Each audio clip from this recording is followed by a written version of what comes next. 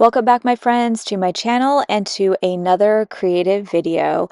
In today's video, we are going to be using inspiration from spring. Spring is in full bloom over here in my neck of the woods. All the trees are in bloom, and I wanted to use the inspiration of cherry blossoms for this process. I've been photographing and capturing anything that I can when it comes to the blooming trees, and I wanted to show you how I enjoy interpreting things in a really expressive and painterly way when it comes to that cherry blossom inspiration. This is fun if you are looking to get expressive, messy, or just simply focus more on color rather than representational surfaces. In this video, I'm going to walk you through 3 of my favorite ways to really capture things expressively when it comes to those cherry blossoms. Now, if you really love spring and you want to dive more into exploring different themes, I just dropped a brand new class called Spring Petite, where we will be working in tiny sketchbooks, playing around with 30 days and 30 prompts, working through different types of themes that really get you playing with a variety of materials, a variety of different subject matter revolving around the season of spring. I love working on themes specifically revolving around seasons, and this is another fun one if you're looking to push yourself in really creative ways. All of my classes have unlimited access. They're available for all ages. You can work at your own pace and fit things into your schedule as you see fit. These 30-day classes with a prompt a day are really created for those of you that want to focus on working around a theme and really small ways to get creative. I've got an early bird sale happening right now. This class is $10. So if you're interested, you can head to the description below, but we're going to jump into playing around with those cherry blossoms in really expressive ways in a very large art journal. The first process that I am using to interpret those cherry blossoms in expressive ways is actually finger painting. This is nothing new that I haven't already shared on my channel. I have multiple videos and process that I share where I just dip my hands in that paint and go for it. And while I don't utilize this all the time, it is something I really love using when I am wanting to get very, very expressive and let go of perfection. There's something just really fun and messy and feeling like a kid again, dipping my hands in paint. And I actually really enjoy using my fingers when I am working with floral themes. Setting aside my brushes and utilizing my fingers and hands is actually one of my favorite ways to get really expressive and let go of perfection. And I know finger painting is not going to be for everybody out there. It feels very uncomfortable at first because you really lack a lot of control that you can attain if you are using brushes or if you're drawing. But for me, that's the whole point. I am not able to overwork that surface or get too caught up in details. I'm more capturing the movement, the color, the expression of my inspiration. For those of you out there that want to wear gloves or barrier cream, this will also work if you've got sensitive skin or if you want to protect your hands. I don't tend to use finger painting all of the time, but I do love pulling it out once in a while when I am just wanting to play in a very messy way on my surface. Oftentimes, I am trying to capture things in fields of color.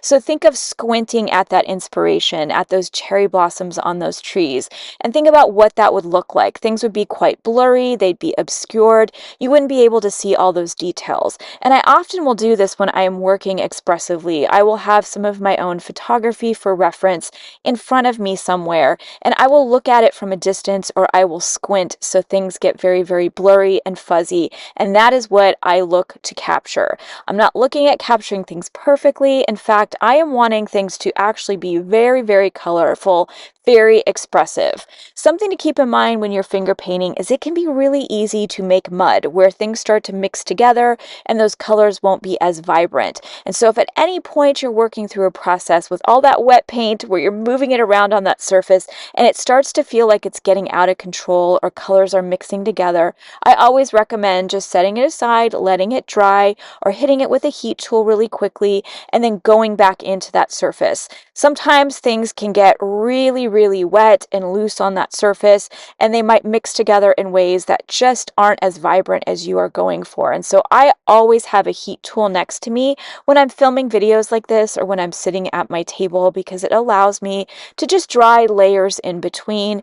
I'm not very patient when it comes to painting, especially if I'm painting in expressive ways. So I like having the ability to control that aspect of my process. So much of being expressive, especially working with your fingers, really eliminates any kind of control that you have. And so having the ability to dry things, go back in and work and rework that surface without moving that paint around, smudging, or interrupting some of that expression is really handy in my own process over here. And you're going to notice that I'm not looking at capturing those details. The middle of those flowers are just a little dot of my finger. I'm swiping in lights and dark colors and really just playing around with that color on the surface. This is one of my favorite ways to very quickly create a surface filled with very, very expressive color. Again, thinking about things in a more obscured way that captures movement, or at least captures a lot of the different shades or beautiful colors that you observe, especially in florals. Finger painting is a really fun process if you are really looking to let go of perfection. I often recommend this for my perfectionists out there who feel like they need to sketch things out in a perfect way or pull out all the different brushes and get really, really detailed. I love using this as a warm-up or an icebreaker, especially if I personally am needing to break free from perfection. I know when it comes to finger painting, I'm never going to be able to capture things in a way that's very detailed. A lot of my other videos, you will see me drawing over the top of things. I love illustrative work. I love drawing with a pen. I love outlining things and going in with lots of details. But I also like a break from that process. And this really enables me to explore my subject matter, to warm up, to break the ice, and to also give myself permission to just be messy and play. There's so many projects that I work on that require my focus, my concentration, and often take me hours and hours of creative time. Sometimes things fail, sometimes succeed, but I really love giving myself little warm-ups or little moments where I can get incredibly expressive. And using those hands is one of my favorite ways to do this. Again, I don't do it all of the time, but I do like to incorporate it, especially into the season of spring, because there's so many florals and so many things kind of bursting with color. And this is a fun, fast way to capture all of that inspiration. All right, my second favorite way to capture things very expressively, again, simply using those cherry blossoms as inspiration, is actually starting with a very expressive drawing in permanent marker. So no pencils were used in this. This is getting really permanent and committing to the process. And I will often use what is called a one-line drawing approach, where you try your best to keep that pen or that drawing tool connected and moving on that surface. You're going to notice that my rendering looks very messy, very imperfect, and very expressive, and that's what I'm going for. I also decided to play with scale a little bit and go a lot larger than the previous surface when I was finger painting. But something I will be doing is using the same colors, the same shades of pink, the same shades of blue, just so y'all can see in these examples how you can take similar colors and apply them to a different process for a completely different look and feel. Now, the reason I love starting with that permanent pen and then working my way inside of all of those shapes is it just gives me a really fun beginning foundation to work in and around. I'm thinking of this as a little bit more of an abstracted surface where I've broken up my shapes quite a bit. Because I use that one-line drawing approach, things are kind of overlapped and layered, so I have all of this wonderful space that I can work inside of and start filling with all of that color. Now, I'm using some larger brushes so I can really play around with brush strokes and still continue to work expressively. I'm not interested in details. I'm not interested in filling in teeny tiny spaces in a perfect way. In fact, the quicker and more expressive and imperfect I get on a surface like this, the happier that I am. But what I do love is having some of those lines show around some of that color and the paint that I add. I always tend to work all over my surface where I will fill in any remainder of white space and really continue to play around with expression. I'm always moving my brush around when I work expressively, which means I am kind of freezing that moment in time with the movement of my hand. So if I move my hand to the right, the brush strokes will curve to the right. If I'm going up and down, they'll go up and down. And I love those brush strokes really being visible. I call this letting those brush strokes rest. For those of you that take my classes will know, if you're working expressively, I always say just let them rest. Really resist the urge to go back in and soften them up or blend them. We're working expressive and often fairly quickly And so I really enjoy letting those brush strokes be very, very evident, whether it's inside those flowers or some of the remainder of the space in and around things. And again, I wanted to use the same color combination, so I'm using those blues in the background of all of my examples to really represent that blue sky with those pink flowers set up against it. And you'll notice that I will just swipe in lighter or darker colors throughout the surface. Whether it's in my little florals or those buds, I start with a light shade of pink, and then I will just swipe some darker pinks and shades of pink kind of in and around areas that I might feel like need a shadow or a little bit of darkening up on that surface. And the same goes for the background. You'll notice I am swiping through some darker blues in and around some of those shapes. Again, letting my brush strokes be very, very evident so that the end result is incredibly expressive, even a little bit painterly, where that surface feels like it's been touched by a paintbrush. Now, I can't resist sometimes going back in and outlining some of those lines. I might darken up an edge here and there that I have lost in the painting process. This is just my favorite way to do it, and often I am exploring and practicing when I am working with a lot of these expressive concepts. This is actually the way that I really enjoy sketching something out really quickly and then playing and exploring and experimenting with my paint, then deciding if a surface like this feels right, and I might then take some of the colors, concepts, and really refine it on a different surface. Combining expressive sketching with that paint is one of my personal favorite ways to explore and get expressive with those floral themes. And then the third way that I really enjoy getting expressive with those cherry blossoms or pretty much any subject matter is actually very, very expressive painting. Now, the trick that I utilize for this process so that I don't get too into the details is actually using larger brushes.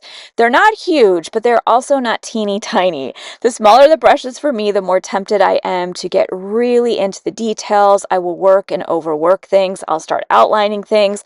And so when I am challenging myself to work expressively, I often grab any of my brushes that are quite large. I'm attracted to flat brushes when I work this way because it just enables me to really utilize the movement of my hand as well as brush strokes to fill in those shapes or to create my surface in a way that's a little bit larger and more broad and expressive. Now, I used a piece of charcoal just to sketch things out a teeny tiny bit, and I'm going to just be using that as a basic foundation and then working over the top. The last two things that I have showed you are very, very expressive, and I did not sketch things out first. I didn't create a concept. It is really about exploration. But as I start to work with a brush like this and start playing around with my surface in a way that's definitely expressive but a little bit more time consuming, I like to have a basic outline of just where a few things might go. This is my personal preference. Some people can use a brush to do that. Others might sketch out the entire composition. But what I wanted was a few branches with those cherry blossoms. And I'm going to be using just my larger brushes to create that surface. But instead of getting things really detailed and maybe blending and shading things, I am using brush strokes to take the place of any of those details. So again, I'm working expressive. I'm not interested in each and every teeny tiny shape in those blossoms. I want to continue with really breaking up that color and that surface with the movement of my hand and all of that beautiful color. And what I'm doing is really just using my brush strokes in a variety of different ways. I'm curving them, I'm letting them have a lot of movement, and once again, I'm letting them rest. If at any point I feel like I am overworking that surface, I will stop and move to another area of that surface and then revisit anything else, or I will sit and let it dry so that I don't disrupt any of those brush strokes, and then I can decide if I want to keep layering or working over the top.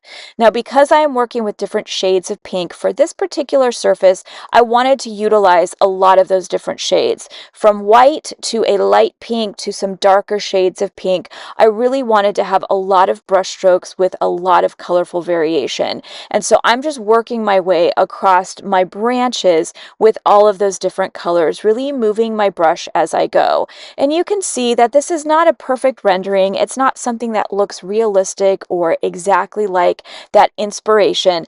But what I'm wanting to do is once again really capture things in a very broad, expressive way. Once again, thinking of looking at that inspiration, squinting your eyes, and really capturing the things that maybe stand out the most. Perhaps it's shadows, or maybe some of the variation in the color of the sky, or clusters of those blossoms. My goal is to capture the essence of things, not a perfect rendering. And again, when I am loosening up and really playing in expressive ways, I really like to challenge myself to work quickly. And this video is very obviously sped up for the sake of time, but even in live time, I like to keep my hands moving. I like to tell myself, we're not spending hours on this, Alyssa. We are just playing around with capturing this in a quick way. That really helps me let go of perfection. Something else I find really handy is actually holding my brushes in ways that are a little bit non-traditional. I try not to clench them. I might hold them in very different loose ways that really enable me to loosen up depending on how I'm working on that surface. If I'm really feeling risky, I might even change hands and paint with my left hand just so that I can let go of that perfection and let things be very, very loose, very, very expressive. And of course, last, I continue to focus on letting those brush strokes rest. If at any point things feel a little bit too soft and blended together, I will go back in and kind of mess up the surface so that I can see those brush strokes and again, create a surface that feels very expressive, very painterly. It's a fast, quick way to once again explore things and let go of that perfection. You can often find me working this way regardless of the theme in my art journal or on scrap loose pieces of paper, even cardboard, as a way to warm up, as a way to explore new inspiration and really plan out ideas and where I might go next. I have numerous surfaces, numerous pages in my art journals that are literally just me practicing and playing with a concept and then redoing it over and over again depending on my time and the mood that I'm in. These 3 ways are really fun if you're wanting to let go of perfection, really play around with color, get messy, and see what you can come up with. And spring is the perfect time of year to do this. There are so many different things that are blooming, so much inspiration out there in the world that you can utilize and pull into your creative process.